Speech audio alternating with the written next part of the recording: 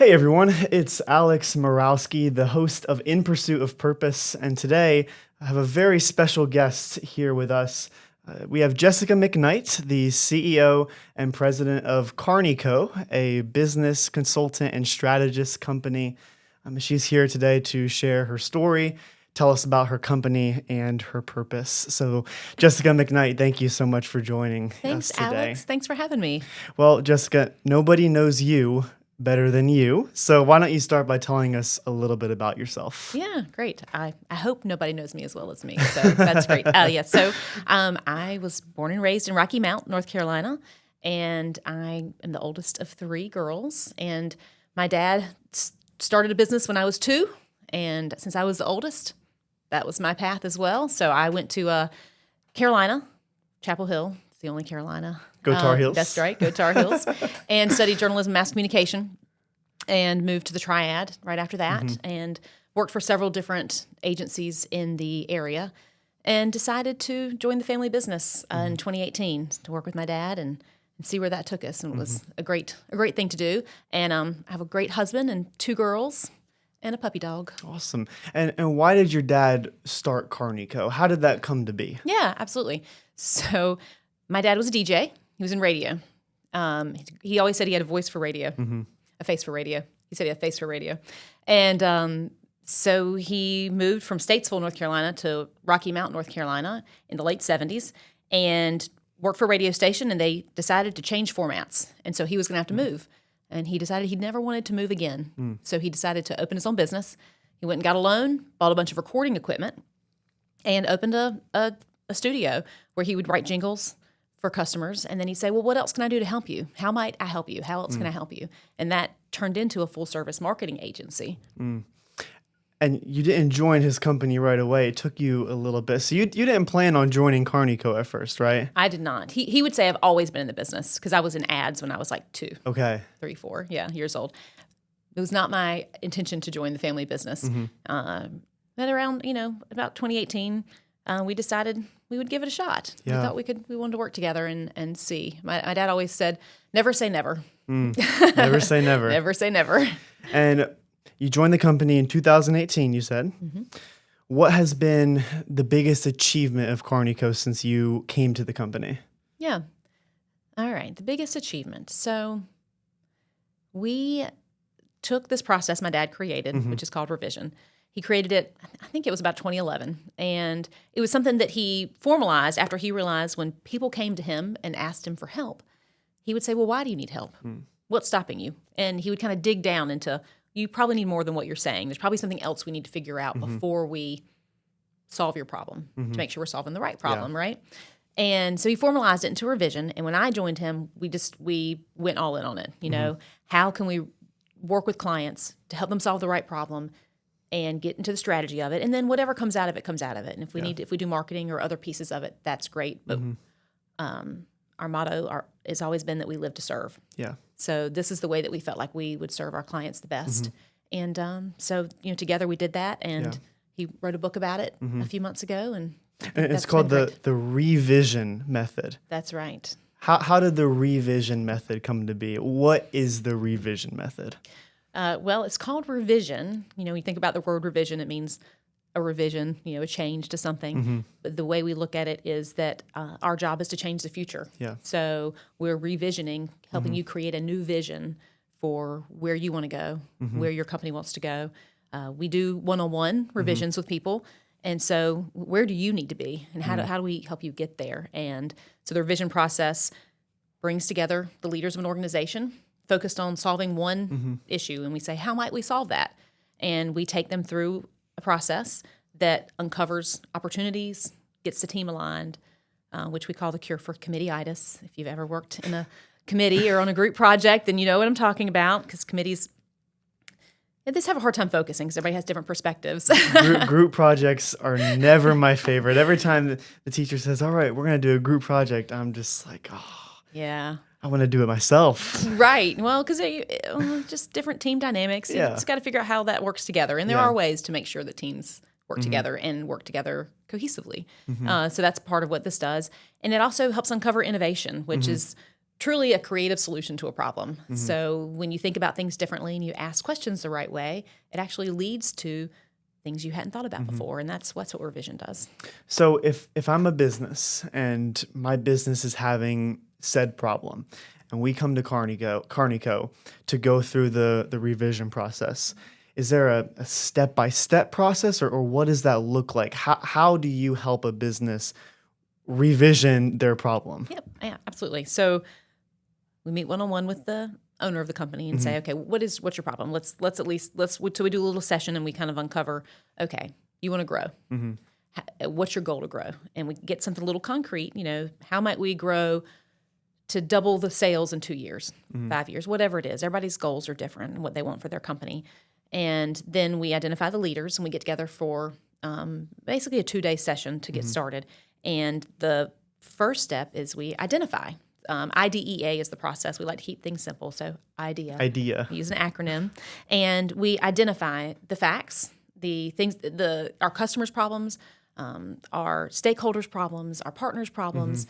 Why do we want to solve this problem? What's stopping us from solving it? And so we go through everybody getting information together, writing down their thoughts on it. We talk about it, but we only talk about the things that are the most important, which is how we use diverge and converge. So diverge is when you get a lot of information, and converge is when you figure out what are the most important things that we should talk about.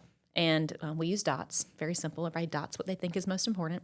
And we get the perspective from everybody around the room because everybody might say the same problem, they see the same issue, or they want the same result from what we're trying to achieve. Because of where they are in the business, they have a different perspective, and everybody's perspectives are valuable. It also reflects where they are and what they're in charge of within the business. So that's the idea phase. We get a lot of information, and then we talk about the things that are most important. Then we go to discover. So this is where we get outside the box a little bit, and we look at what are the problems that you didn't see, which really we look at problems as opportunities, right? Every problem is truly an opportunity. It's just the way you phrase it. And we take every problem identified in the identify phase, and we turn it into a how might we statement. So how might we solve this? Not can we, should we, did we, have we tried this before? So what's the significance with how might we? Yep. Well, think about it. So how might we is not a yes or no question.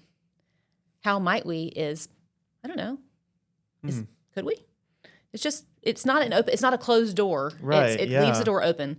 When you say, how can we, then people want to give a solution.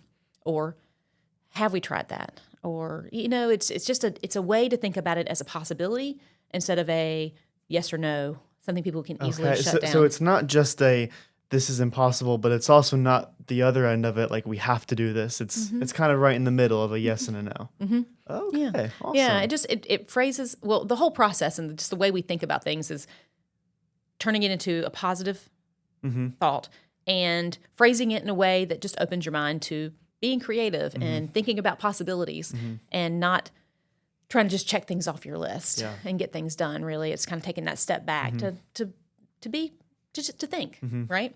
So we take everything, we turn it into a how might we solve this? And then we say why? Why do we want to solve it? Which kind of moves you up into like strategy and vision, usually of a company. Why? I'm sorry, so that's why. So what's stopping us kind of goes down into the weeds of where the tactical things are. Like, well, what are the things that are in our way? What is stopping us from doing this?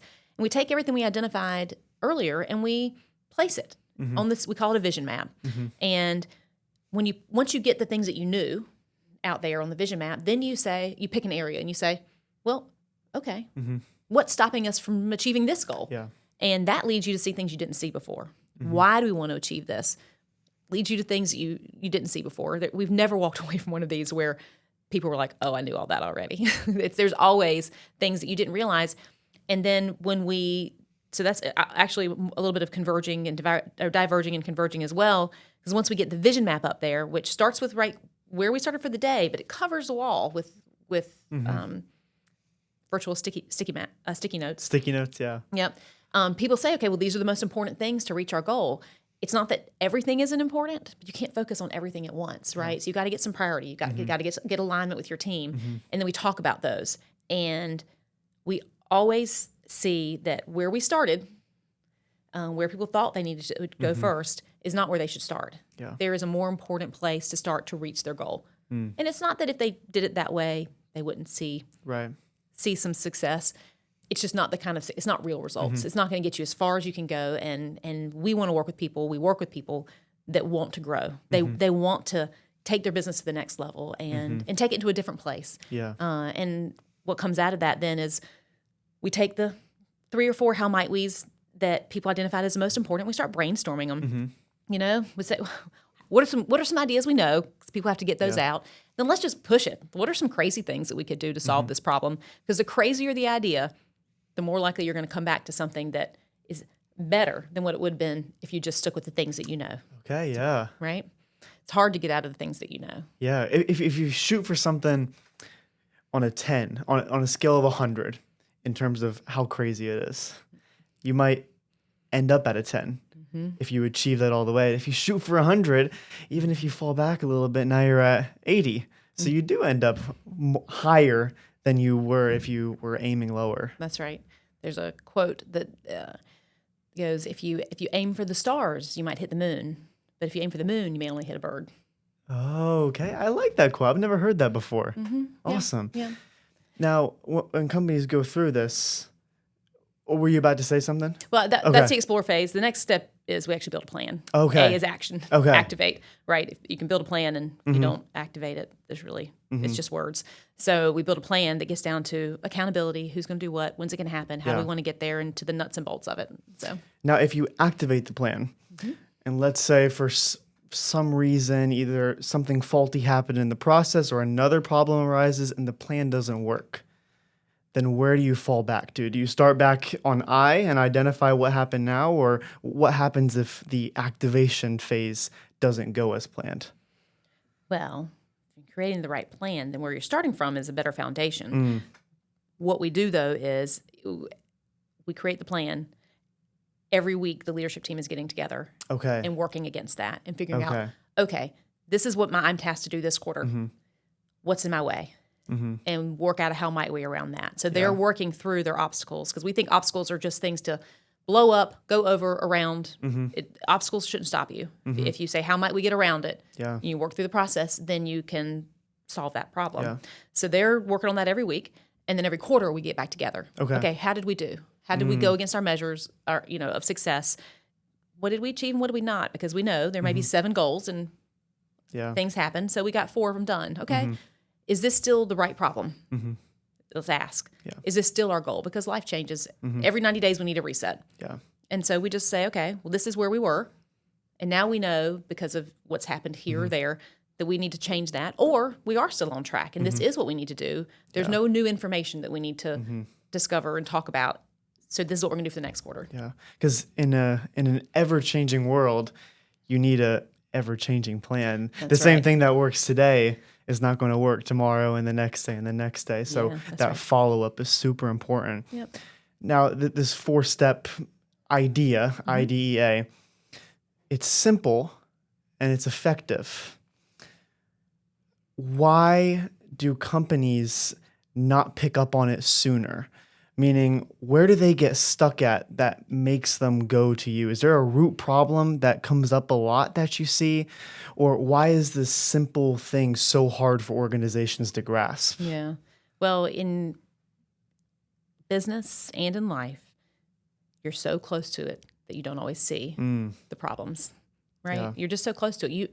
And most leaders of an organization, if they're passionate about their company and they have a vision for it, they still need some help getting there. Yeah. And the best leaders are the ones that recognize that and ask for the help, either from their leadership team or from outside sources to help bring in to do that. And getting an outside perspective, having a facilitator gives you a different level of autonomy. Yeah. Everybody's not saying no to the boss, right? Yeah. If there's a facilitator there. So it's really just things have changed, something's happened. And really every time your business grows to a different level, you really have to reset. And it's like creating a new business, because there are different challenges and different opportunities with every size of a business as you get bigger or as you get smaller. There are things you have to reevaluate as to the best way to do it. So when you know what your goal is, or you have an idea of what your goal is, and you realize, wait, I need some help to get there, and I can't see it. I'm too close to it. So, You're at High Point University right now, Yes. and you were speaking earlier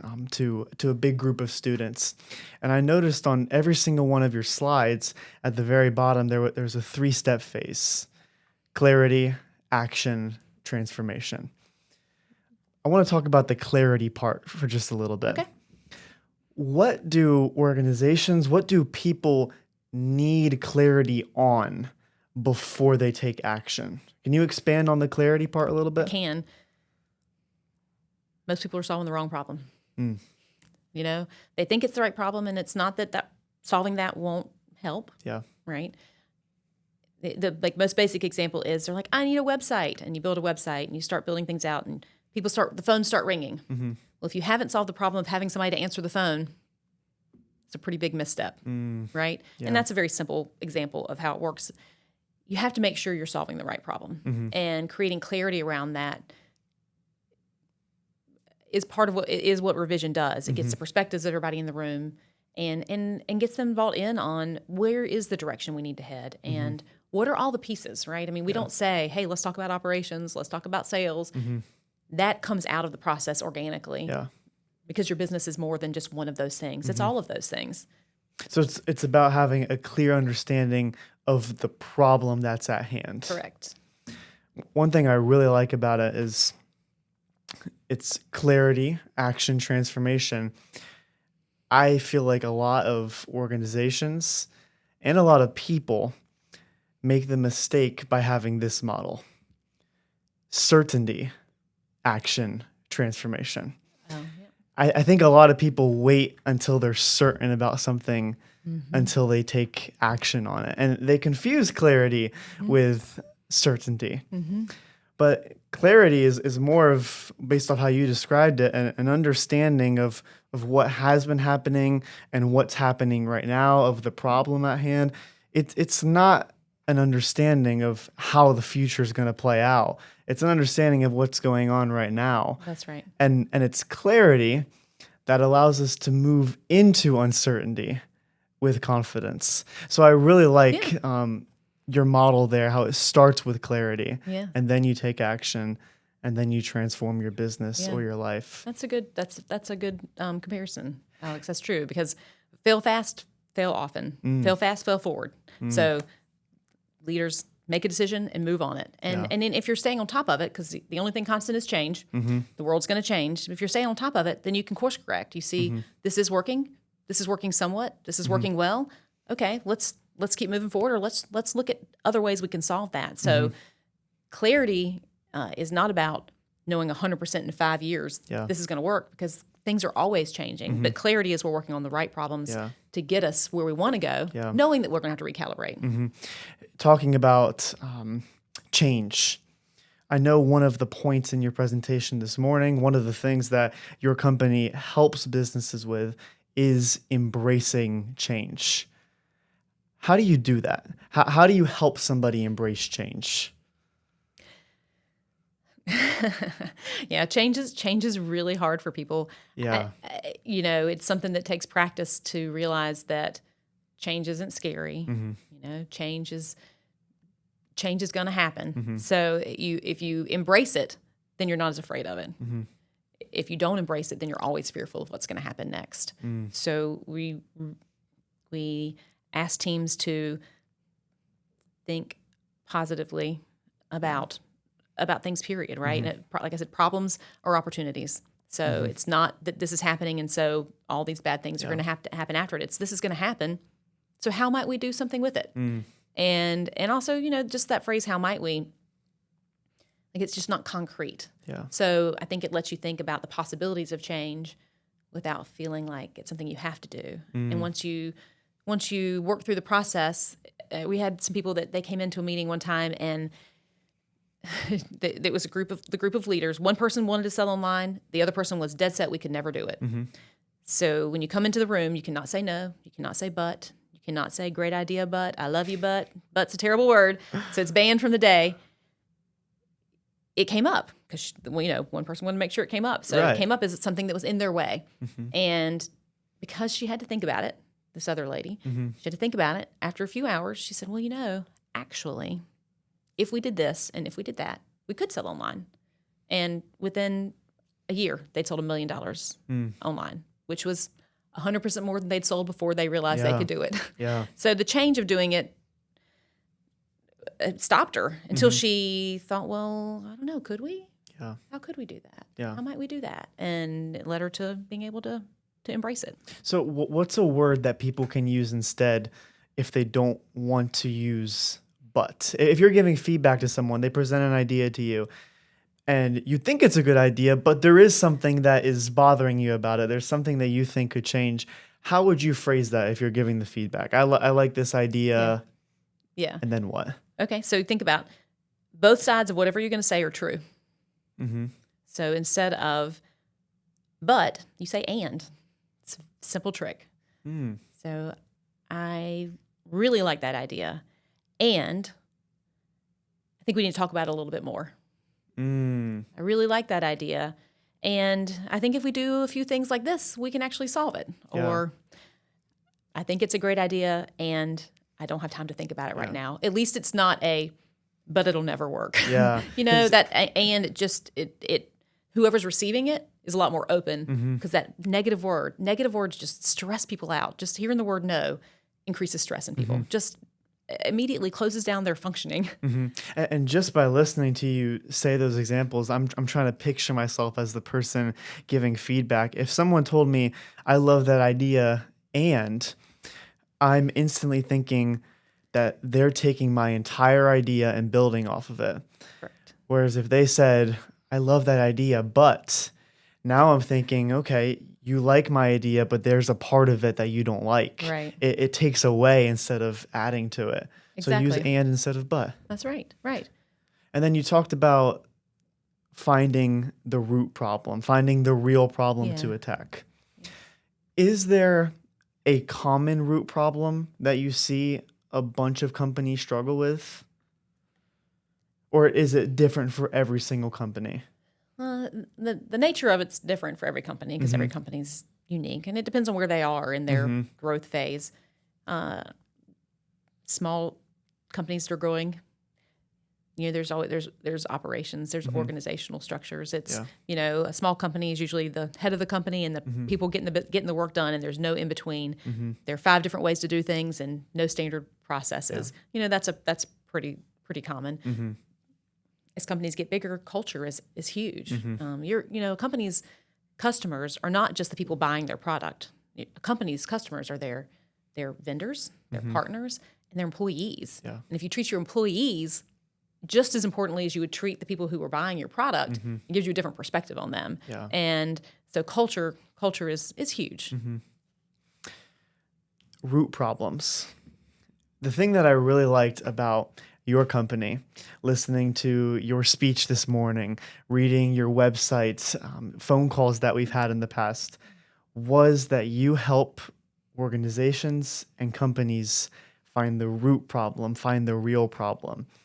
And the reason I wanted to have you on this podcast is I see an overlap between your company's mission and the mission of this podcast. Yeah. People often attack the wrong problem in businesses. And I think they do the same exact thing in life. If there's a water leak in a building and you find a light switch that isn't working and you fix the light switch, well, great, you fix the light switch, but the roof is still leaking. The water is still pouring out. So it's important to find that root cause. And the way that I do that in my podcast is I firmly believe that the problems and the hardships that people face in life are STEM problems. And they'll spend their entire life chopping away at the stems just to watch them grow back. Right. Maybe in different forms and different colors and shapes and sizes, but there's still stems being poured out from this rotten root, and they never address it. And the root of most of the problems that I see in people's life is that lack of purpose. Yep. So I really like and I appreciate what you do with CarneyCo, with different businesses. I'm curious, how does your model, the revision model, the IDEA acronym, How can that apply to someone's personal life, completely outside of professional business? Yeah, yeah. No, I think you're right. I think they very much so overlap because even in business, we're all people, right? And we serve people. Yeah. We may sell widgets, but we serve people, and it's all super connected. Yeah. You know, if you look at the challenges in your life as opportunities to overcome, and you think about the possibilities and not get frozen, stuck in the same things that you knew. It's so hard to get away from the things that we know. Then you can get to the right problem and you can solve that, and then you can live a happier life. But this, on the same side of it, when we work with businesses, they come to us because they want to work on their business, not in their business. And working in your business is just like working in your life. I got to go to the grocery store today. I've got to take the kids to school. I need to do this one thing at work. I've got to check off my list, my to-do list. And that might be good, right? But the enemy of great is the word good. Yeah. Right? If you want to be great, you've got to work on your business. You've got to work on your life. And you have to take that time to see what do I want out of my life? Where do I want to go? How might I get there? And what's in my, why do I want to do it? What's stopping me from doing it? And build out a purpose for your life so that you are building a better route. Yeah. Yeah. We talked about a lot of different models and ways that you help businesses. We talked about a lot so far. What are the key takeaways that you want the listener to understand about what CarneyCo does and how they can benefit from that? Yeah, absolutely. So if it's a few things, positivity is really at the root of all of it. My dad, every morning we would talk and he would say, how are you today? And he would say, I'm great, or I am truly wonderful. And that just sets the tone for everything else that comes after it, right? Not, oh my gosh, I'm blah, blah, blah. That positivity just sets the tone for whatever you're doing, however you're approaching it. Change is inevitable. And if you rephrase your problems as opportunities and use the phrase, how might we, how might we decide where to go to lunch?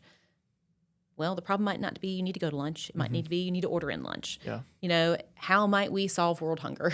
It works on anything you need to solve. If you rephrase it that way and ask why you want to solve it and what's stopping you, you're going to get to better solutions no matter even if you're working in a committee. Yep. I have two more quick questions for you.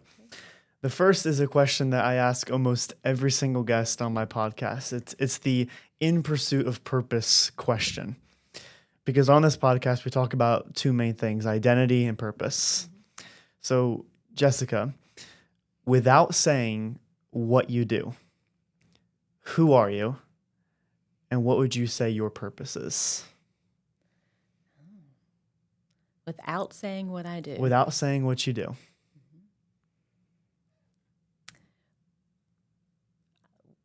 We live to serve and to help others serve better. Yeah. That's awesome. That's awesome. And is that your purpose? I think your purpose so. is to serve? Yeah. That's awesome. We can serve our clients, serve their employees, serve their customers, serve my family. Yeah. I think that's what it's about. Awesome. And then the last question, obviously, not obviously to the listener, obviously to you, this podcast was originally scheduled to be with your dad, Skip Carney, founder of CarneyCo, the author of this book that I have with me here, Start With How Might We, the revision method, until he suddenly passed away a few weeks ago. And first and foremost, I want you to know that ever since you broke that news to me, my thoughts and prayers have been with you and your family. Thank you. And second, I really appreciate you stepping up and agreeing to record this podcast to make sure it still happens. Thank you. But I wanted to ask you, as Skip's daughter, as the new CEO and president of CarneyCo, if Skip was here recording this podcast today, what do you think he'd want to leave the listener with? Well, everything I've said so far today are all things that he has taught me. So there really are his words. I think at his service, instead of we had a big, it was a production. We called it a Carney production. It was really a celebration, and there was music. And instead of a bulletin, we had a list of, we'd been keeping a list of just sayings he had his whole life. We call it the Skiptionary. The Skiptionary, Yeah, that's awesome. Skiptionary. So instead of a service, we gave that to people. And there were a lot of things on there, which is you need 13 hugs a day to sustain life. And he firmly believed that. He pulled over on the side of the road when I was a kid and was like, I need some hugs, you know? So, human contact, human interaction is so important. And there were a lot of great things on there that we remembered. And then even later, we remembered that, then we added to our personal list. But one of the last things on there was it's how he summed up the Bible and the purpose, which is love God, love people, spread the word. That's awesome. Love God, love people, spread the word. And he has 2 more books. He does. It's called The The Greatest Church in the World, and then The Greatest Disciple in the World. That's right. I'm going to have to give those 2 a read. Yeah. Awesome. Yeah. Love God, love people, spread the word. That's right. Well, Jessica, thank you so much for getting on the podcast today. I really appreciated you coming here and sharing a little bit about CarneyCo and what you do and how you serve people and organizations. And to the listener, I highly recommend getting this book. Start with How Might We? The Revision Method by Skip Carney. You could also get The Greatest Church in the World, The Greatest Disciple in the World. And just remember that you have a purpose and you can live it out. So love God, love people, spread and the word. spread the word. Have a great day.